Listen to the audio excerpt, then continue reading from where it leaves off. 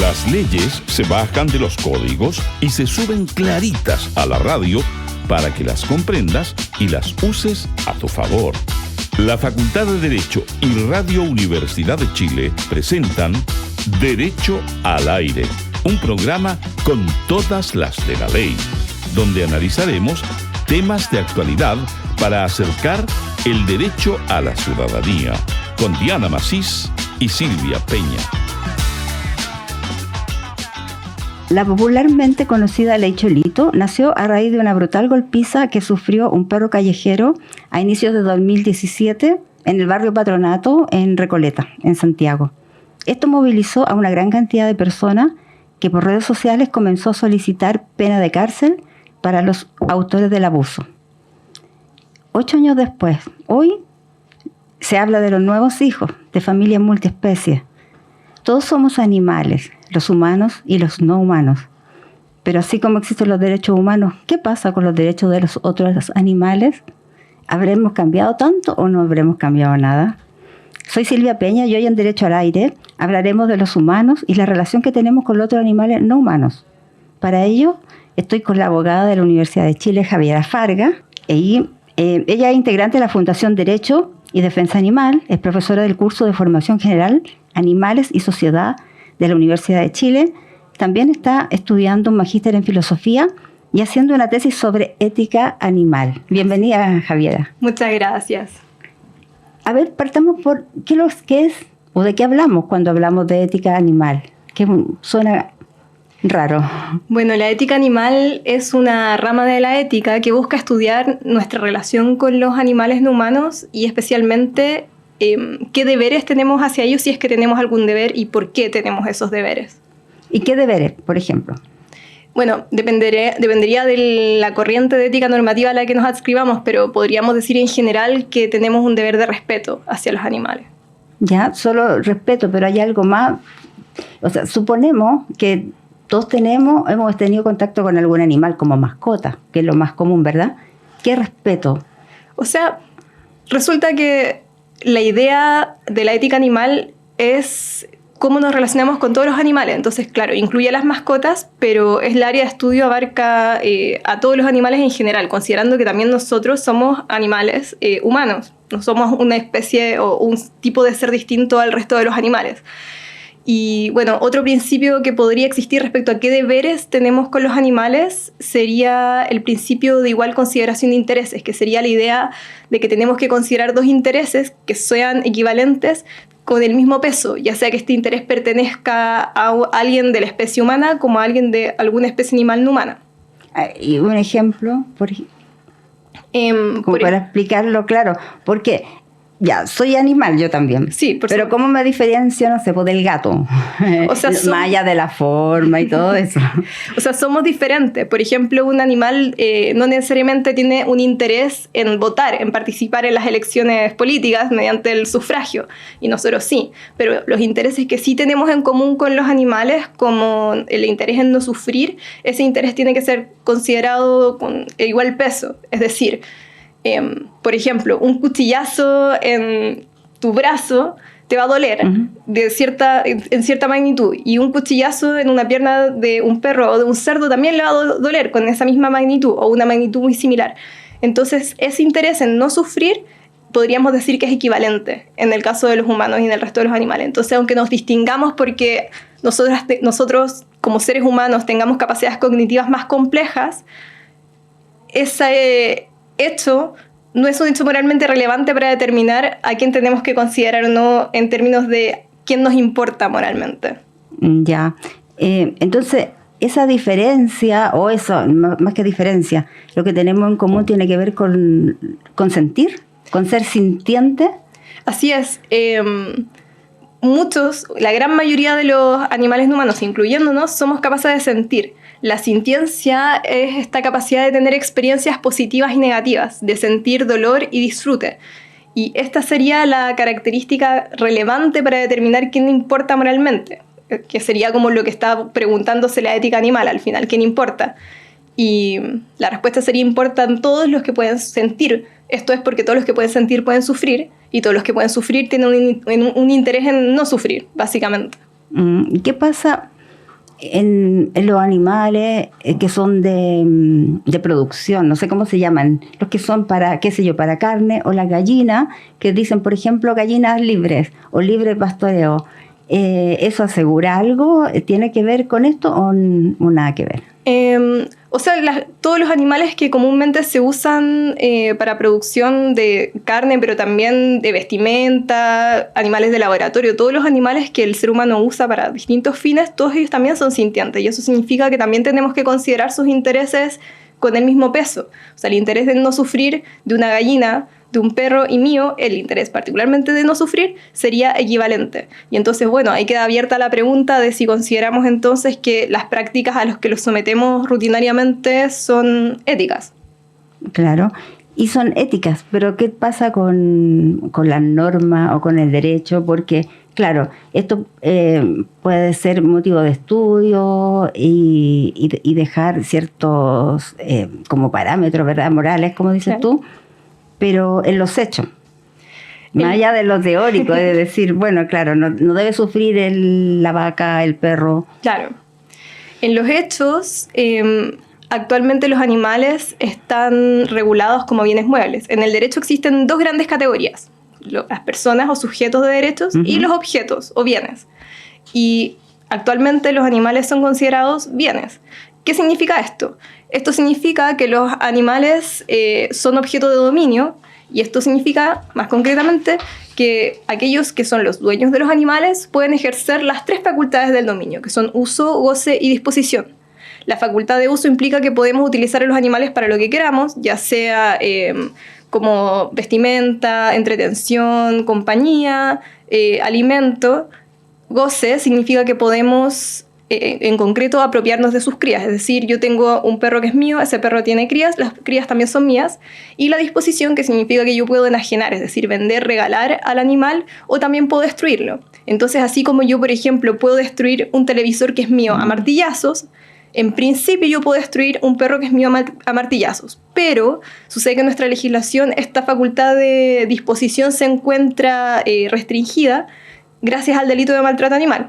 Y el delito de maltrato animal lo que hace es restringir esta facultad de disposición y entonces no nos permite destruir al animal de cualquier forma.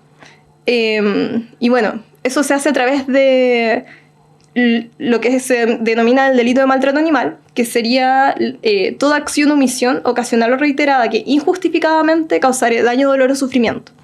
Y ahí el tema está en que se habla de que cause injustificadamente daño, dolor o sufrimiento. Es decir, que si se prohíbe este daño, dolor o sufrimiento injustificado, a contrario sensu, se permite el daño, dolor o sufrimiento justificado. Entonces, claro, ¿cómo sabemos cuándo está justificado o no? Y eso es demasiado amplio, queda a la interpretación. Tú dices que es como un bien. Y si yo, por ejemplo, tomo un martillo, como ponía el ejemplo tú, y rompo tu auto. Claro. Y ¿cómo anda la pena ahí? ¿O es delito o no es delito? Porque el maltratar a un perro... ¿Es delito? ¿Es delito? Es delito. Es el delito de maltrato animal. El tema ahí es que solo es delito estos daños cuando son injustificados. Y ahí se genera el tema de la argumentación de si este daño en particular que se le hizo a este animal es justificado o no. Y generalmente los que son causados como dentro de las normas que regulan la industria son justificados. O así los han entendido. No es que yo esté afirmando que son justificados, pero se ha entendido que lo son. Y por eso es que la regulación que existe actualmente, si bien existe cierta protección, esta todavía es bastante débil desde mi punto de vista. Ya, pero lo que te preguntaba sobre esto de asegurar que los animales que son de producción efectivamente estén en buenas condiciones, ¿hacia dónde va? ¿Va a asegurar un poco la salud nuestra, que vamos a consumir esos animales, o del animal directamente? Eso es una pregunta interesante. Yo diría que hace ambas cosas. Solo que, claro, cuando todas estas normas que efectivamente existen y que regulan lo que sucede con los animales, como llamas tú, de producción, hay como tres tipos de normas. Aquellas que regulan cómo hay que tratar a los animales de producción mientras están creciendo, por así decirlo, las normas que regulan su transporte y luego las normas que regulan la muerte misma en el matadero. Y estas normas también usan este término de que hay que evitarle sufrimientos innecesarios. Lo que, claro, establece cierto estándar, pero ese estándar es bastante flexible porque qué es lo que consideramos o no necesario es bastante débil o flexible. Cualquier cosa podríamos decir, o no cualquier cosa, pero muchas cosas podríamos decir que son necesarias. Entonces, por eso que esa fórmula de sufrimiento innecesario es bastante débil. Que es un sufrimiento medido desde lo humano. Que es un sufrimiento medido desde el sufrimiento necesario para lograr la finalidad de la producción, que sería el pedazo de carne, o no sé, la chaqueta de cuero, o lo que sea que, para cual sea el uso que se le haya dado a ese animal. Sí, estamos conversando con la abogada de la Universidad de Chile, Javiera Fargas, sobre derecho animal y de los animales. Javiera, acá tenemos una fianza que le pedimos a todos nuestros invitados para salir y para avanzar en nuestra conversación. Me gustaría que me dijeras qué nos has traído. Bueno, yo traje aquí 2 libros. Este que se llama Elizabeth Costello, del escritor Coetzee, y Cadáver Exquisito, Cadáver Exquisito, de Agustina Basterrica. Y bueno, ambos son novelas que tratan el tema animal, ya no desde un punto de vista como tan teórico, sino que le agrega quizás un poco más de poesía o de arte. Entonces, bueno, por ejemplo, el libro Elizabeth Costello trata de una profesora que está dando una serie de conferencias, y bueno, ella da conferencias de muchos temas, 2 de los cuales son relativos a los animales. Y a mí lo que me gusta mucho sobre todos esos capítulos es que ella habla de la imaginación radical. Dice que si bien, ella pone el ejemplo de un murciélago, dice, si bien yo no sé lo que es ser un murciélago, es decir, tenemos como esta barrera epistemológica que no podemos saber realmente cómo es ser un murciélago, y en general no podemos saber cómo es ser un animal distinto a nosotros, ella plantea que uno puede, a través de la imaginación radical, llegar a tratar de imaginarse cómo debe ser un murciélago, ser otro ser vivo en plenitud, dice. Entonces a mí me parece interesante ese ejercicio más de la imaginación y no solo como del pensamiento, de la razón, para abordar el tema animal. Y bueno, el otro que tiene un título bien... El otro se llama Cadáver Exquisito. Sí. Y es de una autora argentina, y es una novela distópica acerca de un futuro en el cual un virus ha infectado a todos los animales, por lo tanto ya no se puede comer animales, porque comer animales implica morirse, básicamente. Y en este futuro distópico lo que sucede es que deciden empezar a criar humanos para comer carne. Y esta novela también me gusta porque también explora la diferencia o la similitud que existe entre la carne de los demás animales y la carne de nosotros, que también somos animales. Entonces ahí creo que se genera como un tema interesante. Oh, sí. Bien, un poquito macabro, ¿no? Sí, pero quizás eso nos abre los ojos también de lo macabra que es la forma que tratamos a los animales ahora. Oh, sí. Bueno, de todo esto de lo que hemos estado hablando, que es un poco más bien filosófico, me gustaría que lo aterrizáramos. Sí. Y viéramos qué pasa en nuestro país, qué leyes tenemos que protejan a los animales de lo que estamos hablando, y cómo hemos avanzado. Yo creo que de 0 a nada, a más. Sí. Bueno, ya hemos conversado de que la regla general es que los animales son cosas, y que este uso, goce y disposición se encuentra limitado, ya dijimos, por el delito de maltrato animal. Pero también existen otras normas que también limitan al menos su uso y también su disposición. Y entonces aquí podemos encontrar la Ley de Protección Animal, que trata sobre circo. La Ley de Protección Animal trata como de muchos temas juntos. Es una ley cortita que nombra distintas prácticas, circos, zoológicos, etc. Y tenemos también la famosa Ley Cholito, Ley de Tenencia Responsable, que sí ha significado, creo yo, un avance respecto de este grupo específico de animales, que serían los animales de compañía o mascotas. Ya, ¿cuál es la diferencia entre las dos? La primera, la que es zoológico, circo, ¿a qué va? Es que esa trata muchos temas distintos, habla y es más bien genérica. Se refiere a deberes de darles el espacio adecuado, de que se los trate sin sufrimiento innecesario. Entonces usa términos bastante amplios también. Ah, ya, claro. Claro, no regula específicamente nada con tanto detalle. ¿Y la ley Cholito? La ley Cholito es una ley muy interesante que tiene avances que yo diría que son muy significativos. Yo destacaría principalmente que se encuentra, a partir de la ley Cholito, se encuentra prohibido la matanza de perros y de gatos también como forma de control de población. Entonces eso fue un gran avance. También está la prohibición de que los criadores vendan animales sin que estén esterilizados, por ejemplo. Eso también genera un cierto control porque permite que no cualquiera pueda llegar y comprar un animal y reproducirlo en 2 metros cuadrados en el balcón de su casa, que existe como más control en ese sentido. Entonces ahí tiene que tener ser como un criadero para... Claro, está el registro de criaderos que está determinado por esa ley. Ahora, en estas leyes, en la Cholito y en la de protección animal, ¿sí? Yo, si soy un tercero y observo un maltrato, ¿lo puedo denunciar? ¿Cómo funciona eso? Sí, cualquier persona puede poner una denuncia por maltrato animal. Esto lo puedes hacer en Carabineros, en la PDI, en Fiscalía directamente, en el juzgado, en los tribunales de justicia. Ya.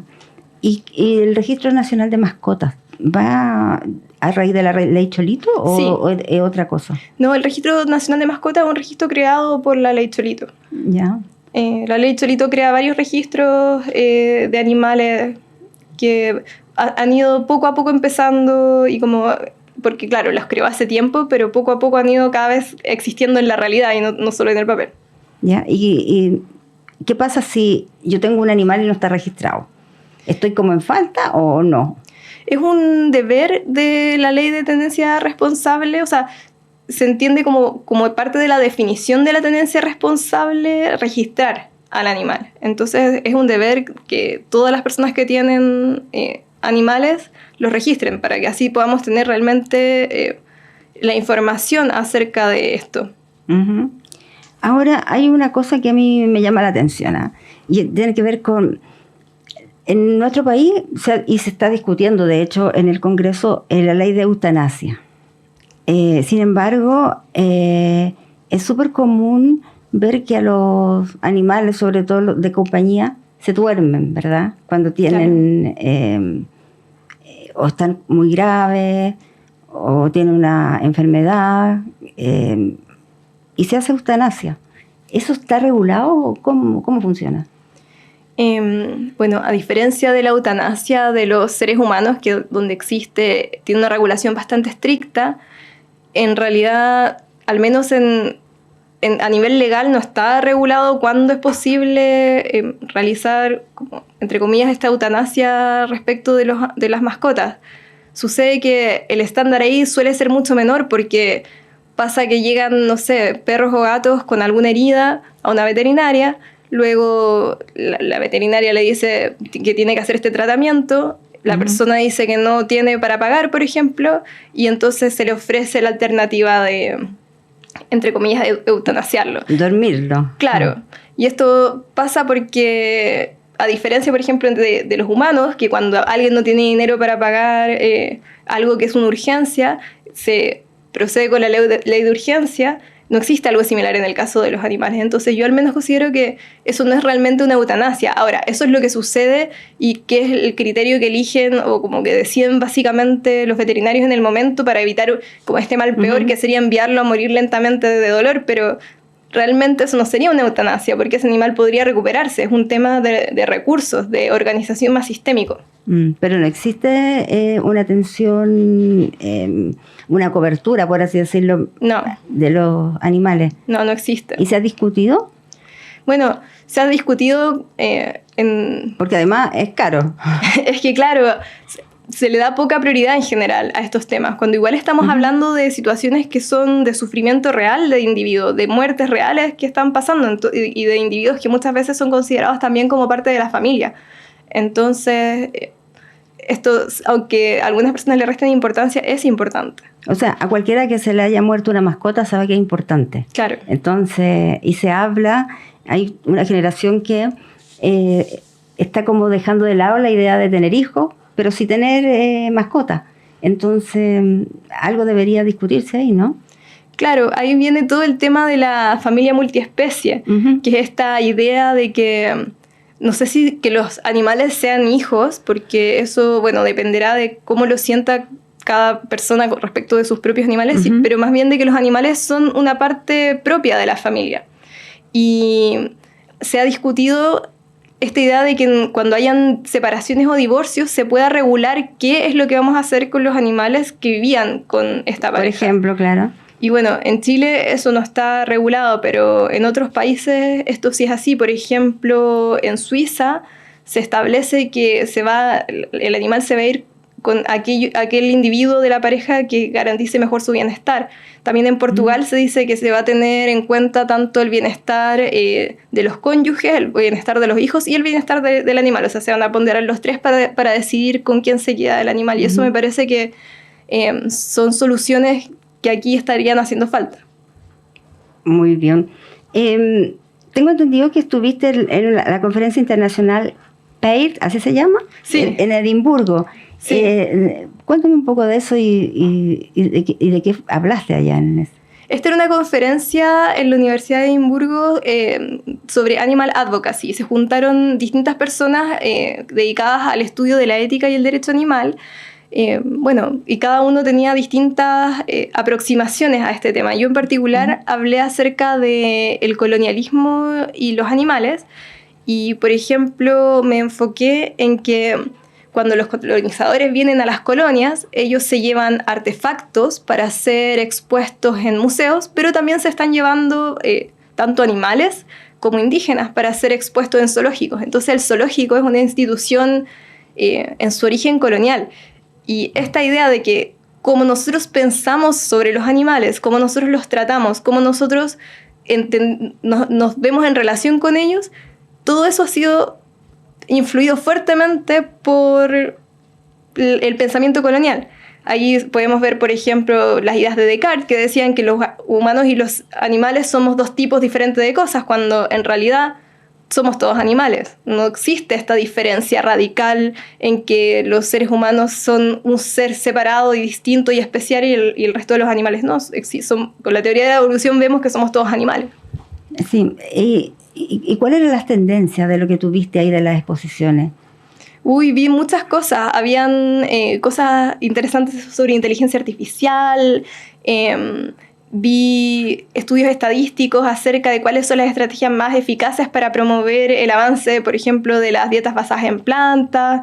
No, había muchas cruces muy interesantes, y eso era porque ese congreso en particular buscaba que aquellos que se dedicaban más a la teoría conversaran también con las personas que hacían más activismo. Entonces se generaba este cruce y esta información que a veces no ocurre. Así que fue una experiencia súper enriquecedora. ¿Y es un movimiento importante el tema de derecho animal? Sí, si bien en Chile existen ciertas cosas, yo diría que todavía son cosas bastante incipientes.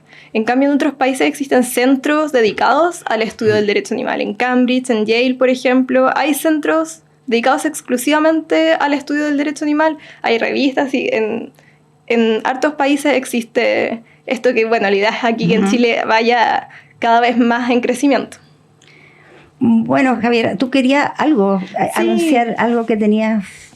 Quería aprovechar la oportunidad de hacerles una invitación.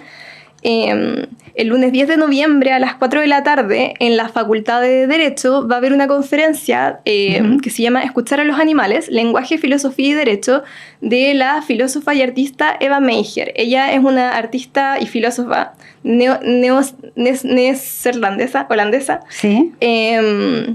Y ella va a hablar acerca de las asambleas multiespecies o cómo incluir a los animales en nuestras deliberaciones políticas, cómo escucharlos. Tiene así esa... Y Están todos muy invitados a asistir y si quieren inscribirse pueden encontrar el link para inscribirse en el Instagram de la Vicerrectoría de Extensión y Comunicaciones, que es vexcom-Chile, o también en el Instagram de la Fundación Derecho de Defensa Animal, que es Derecho de Defensa Animal, así tal cual en Instagram. Así que ¿Cuándo es? ¿De nuevo? Esto es el 10 de noviembre a las 4 de la tarde. Ya, y puede ir cualquiera que esté interesado en el tema de derecho animal y animales. Puede ir cualquiera, solo tienen que inscribirse antes. Por eso que la idea es que se metan ahí como en el Instagram donde está el link al formulario y una vez que se inscriben pueden asistir sin ningún problema. Muy bien, quedan invitados entonces a todos los que les interesa el derecho animal. Bueno, y nosotros nos vamos con una canción que eligió Diana, a que le mando un saludo, que hoy día no puedo estar aquí con nosotros, de Katy Perry, se llama Roar, así como Ra. Y ella nos invita a escuchar, me escuchará rugir como más fuerte que un león. Así que muchas gracias, Javiera, por estar acá. Gracias. Nos vemos a ustedes. próximo miércoles. La Facultad de Derecho de la Universidad de Chile presentó Derecho al Aire, todos los miércoles a las 6 de la tarde, con Diana Macís y Silvia Peña por la 102.5 Radio Universidad de Chile.